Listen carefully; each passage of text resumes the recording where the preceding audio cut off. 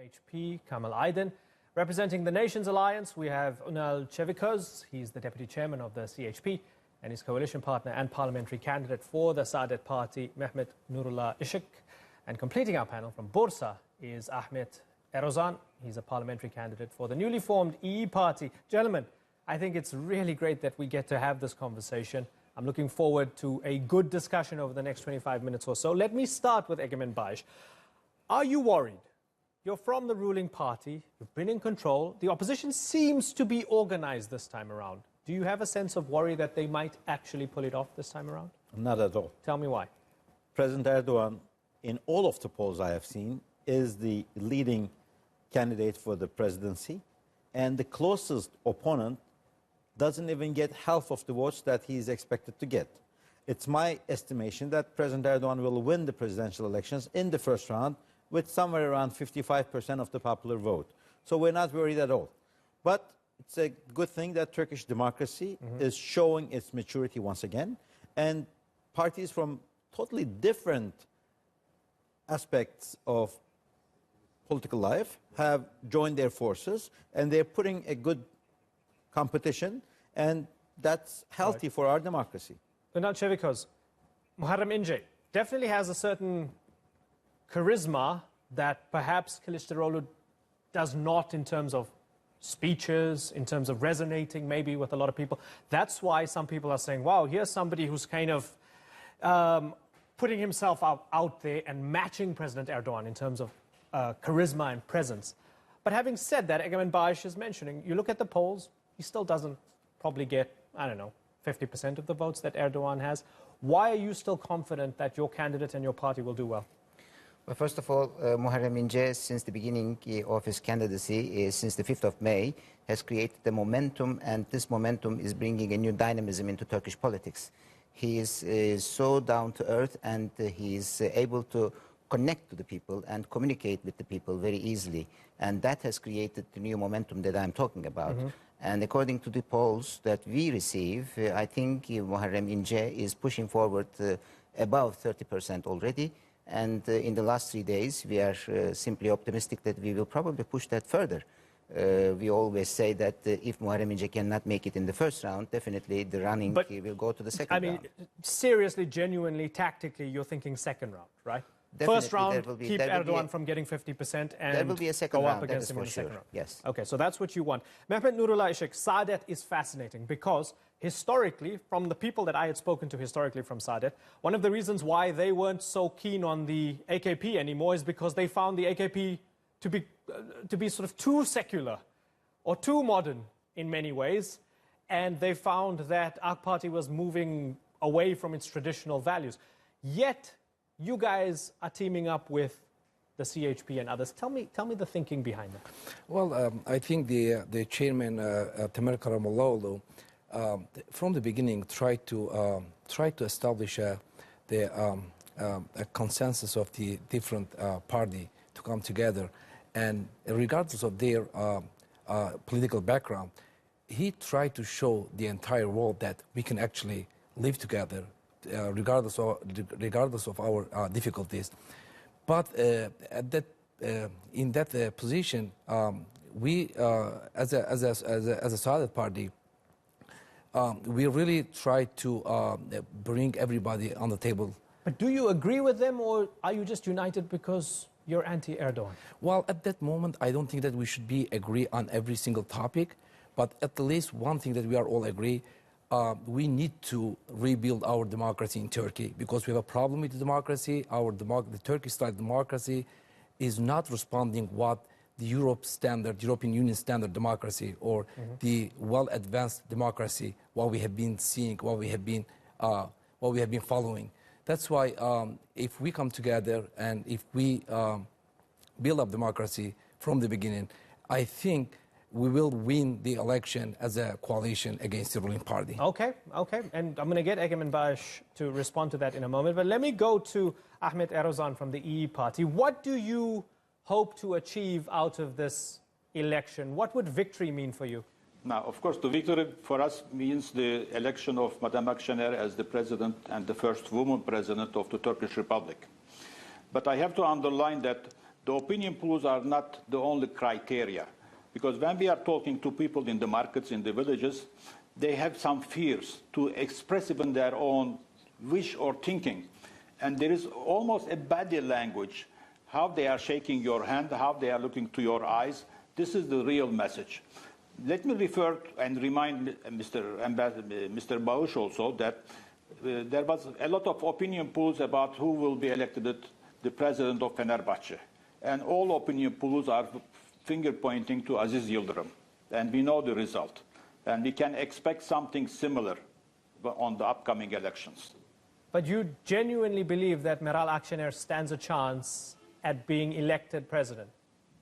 Now, the issue is, for us, the second round will be a kind of formality. For us, looking to the figures that we have in hand, the President Erdogan is already out of race. What he might get is about 40-something.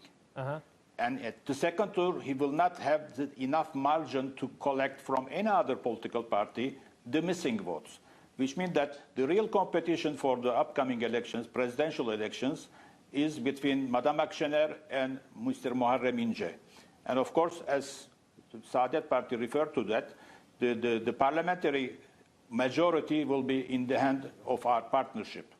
This is the real message that I can pass today. Okay, and let me ask you a question before I go to Kamil Aydın. Let me ask you a question about MHP that your party broke away from.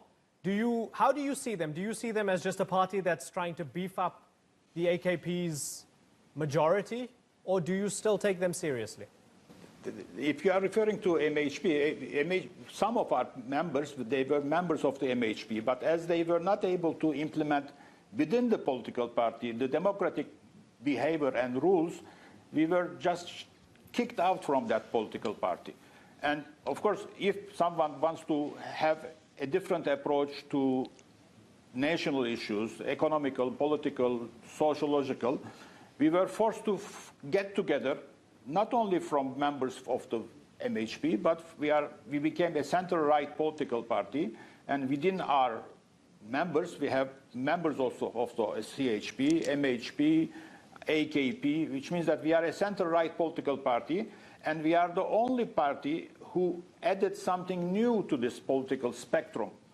And let's think that if Madame Akşener was not existing, she herself, or İYİ Party as a political party, most probably we were not discussing any opinion poll today, and we were mostly sure that AKP and President Erdogan will win against the election. Okay, let me ask the fact that Madame Akşener exists as a candidate, the fact. Right, I mean, the fact that she exists for you is a victory in itself, and I understand that. Kamil Aydın, let me come to you and ask you from the MHP's perspective, given that you've lost support since the referendum, your party was split, was it a mistake to align yourself with the AKP? No, actually. You know, I think before that, we would like to say that political parties are characterized mainly by their basic principles, ideas, mottos, and priorities. And MHP is very strongly established and long-standing party.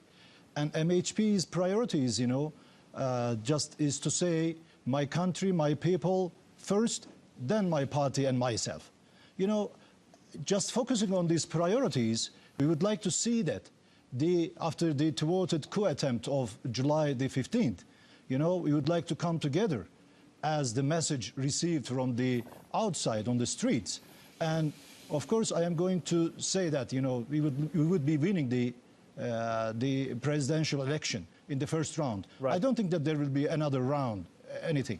Right. Okay. Egemen Bağış, one of the reasons people think that President Erdogan might not get the 50% in the first round is because people are a little bit unhappy about the economy. Bill Clinton said, it's the economy, stupid.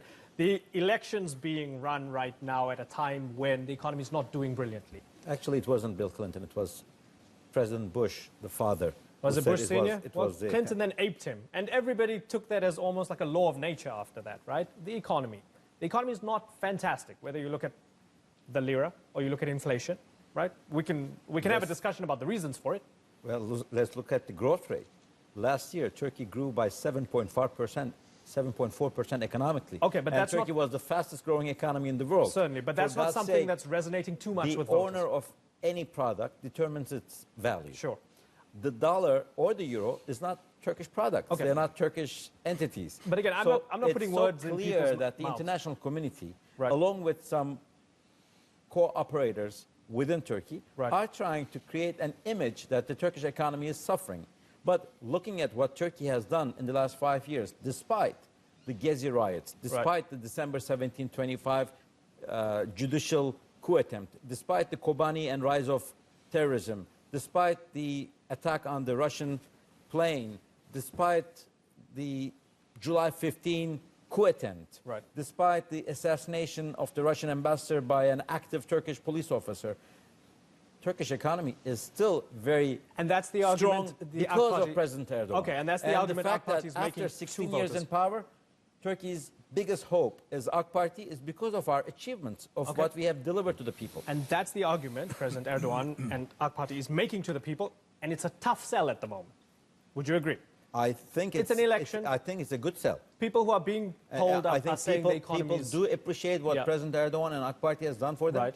I think they have found a good public servant, and they want servant to continue serving. That's why he will continue as Turkey's president under the new presidential Right. system. So let's take that then and pass it on to Ünal Çeviköz. What's your plan then for the economy? Because whether it's via perception or reality, people are talking about the economy. They're voting Every based on the time economy. CHP, let me add another question for Ambassador Çeviköz. Every time CHP was somehow in government, the economy went backwards. What do they have in mind to move it forward this time So what's your that they plan? didn't have in the past? Well, first of all, growth rate is not all about economy. There are so many issues which we have to discuss about economy. First of all, we have to discuss the high inflation rate. We have to discuss the high unemployment rate. We have to discuss the high young youth unemployment rate. And we also have to discuss the foreign debt, which is about 450 billion US dollars. The current accounts deficit is 55 billion US dollars. And Turkey has to pay something around 220 billion US dollars of credit loans till the end of this year. And there is not enough money in the central bank funds. That is the main issue. And when you talk to the men on the street, the economy is the #1 issue, and that is the hot potato that they always complain about. And the question about CHP is, CHP is not going to tackle with the economy directly. CHP is going to create the trust and confidence of the foreign direct investors first. And in order to do that, democracy has to be restored, rule of law has to be restored, judiciary has to be depoliticized. And when you do these, then the foreign investor will gain more confidence, and then it will bring back the foreign direct But investments, if which have democracy been has to be unfortunately cut. restored, why run in the election anyway if you feel that democracy has to be restored in the country? Well, that is exactly the reason why we are This is going to the democracy, elections. isn't it? No, I mean, the democracy that has to be restored, as it has been mentioned, is the current situation is taking Turkey away from the Copenhagen criteria. There is no human rights, the fundamental rights are not respected, the freedom of expression, the freedom of media is not respected, and all these have to be restored. Nobody in the West, in the European Union, has full confidence in the country that Turkey is ruled by rule of law. Okay, Egemen Baş, is that true? Turkey was never as democratic as it is today. The fact that we're having this debate on Turkey's state television with 5 parties represented, I think, is a very clear indication. When you look at the past, this was a country where people were afraid to name their kids with the names that they chose. The Armenians were afraid to mention that they were Armenians. The Kurds were afraid to speak in public. The Alawites were trying to hide their identity. The Greek Orthodox community or the Jewish community or the Assyrian community would not be having any communication with the government whatsoever.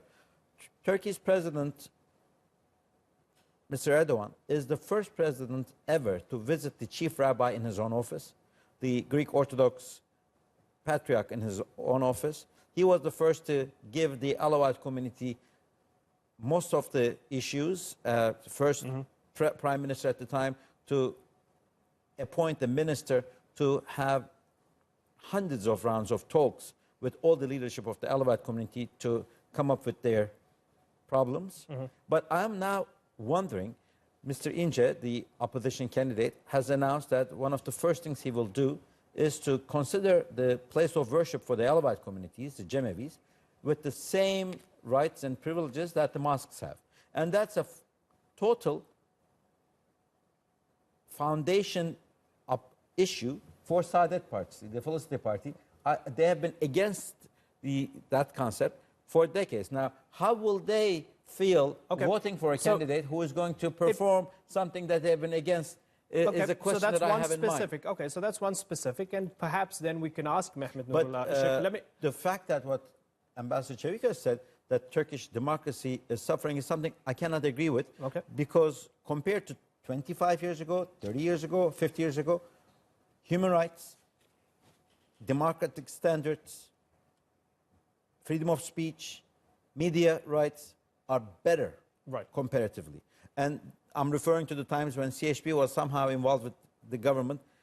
Everyone would agree that AK Party has made things for the better. I'm not saying we're perfect. Okay, we you still believe have things a are better. long way to go. Things, That's why things we are need better to than they choose. were, but they're imperfect. Let me ask you, Mehmet, then, it's okay to be a ragtag coalition when you're running in an election, but how are you going to govern?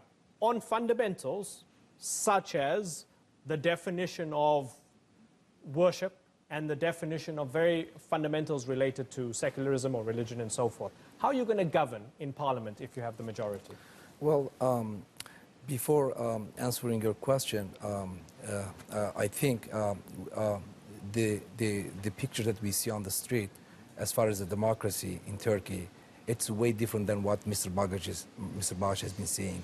Because I'm coming from southeast of Turkey, which is a very problematic the area. People are afraid to express their feeling, and people are afraid to tell their opinion, ideas. Who are they going to vote for? They have to watch their back constantly. They feel like something could happen to them anytime. The economy, it's really, really in a bad shape. The 50% of the Turkish families are in debt. They have a credit card. They have a credit card loan that they have to pay immediately. But what Mr. Bagri has been saying, I think he's telling us a different story. What the rest of the world may want to hear about the Turkey, not what is the reality. When it comes to your question, we have a different background with the coalition, and I admit that. And Turkey has a lot of different problems, such as Kurdish problem, Alawite problem. But one thing that I have to admit is, as a Felicity Party, we have not considered Alawite issue as one of the biggest issue in Turkey, and this is our fault. Something really needs to be done with the Alawite issues. There's the Alawites, as far as the beliefs and their worship places. Right. They have to get the constitutional rights somehow. I'm not quite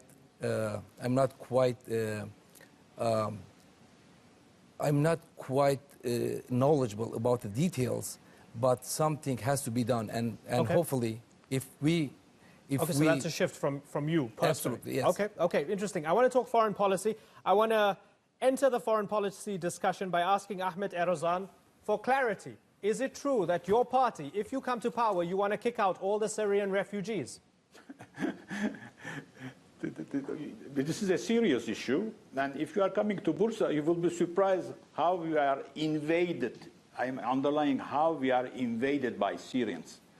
I was in a Luna Park the other evening, and 80% of the population, or those people who were visiting the area, they were Syrians. Now, those Syrians are no more refugees from a war. There is no more a war in Syria. What? How can you say that? Just economical refugees. You're saying there's no more war in Syria? They prefer to live in Turkey. Yes, there is no more war in Syria.